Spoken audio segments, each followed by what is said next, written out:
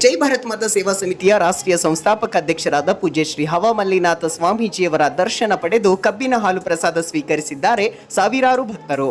ಹುಲಸೂರಿನಲ್ಲಿ ಪೂಜ್ಯ ಹವಮಲ್ಲಿನಾಥ ಸ್ವಾಮೀಜಿಯವರ ದರ್ಶನ ಪಡೆದಂತ ಸಾವಿರಾರು ಭಕ್ತರು ಕಬ್ಬಿನ ಹಾಲು ಪ್ರಸಾದ ಸ್ವೀಕರಿಸಿ ಪೂಜ್ಯರಿಂದ ದರ್ಶನಾಶೀರ್ವಾದ ಪಡೆದರು. ಸುಮಾರು 4-5 ಗಂಟೆಗಳ ಕಾಲ ನಿರಂತರವಾಗಿ ಕಬ್ಬಿನ ಹಾಲಿನ ಪ್ರಸಾದ ಸಾವಿರಾರು ಸಂಖ್ಯೆಯಲ್ಲಿ ನಡೆದಂತ ಭಕ್ತವೃಂದದವರು ಜೊತೆಗೆ ಎಲ್ಲರೂ ಹೆಚ್ಚಿನ ಸಂಖ್ಯೆಯಲ್ಲಿ ಬಂದು ಪೂಜ್ಯರ ದರ್ಶನವನ್ನ ಪಡೆದು ಕಬ್ಬಿನ ಹಾಲಿನ ಪ್ರಸಾದವನ್ನ ಸ್ವೀಕರಿಸಿದ್ದಾರೆ.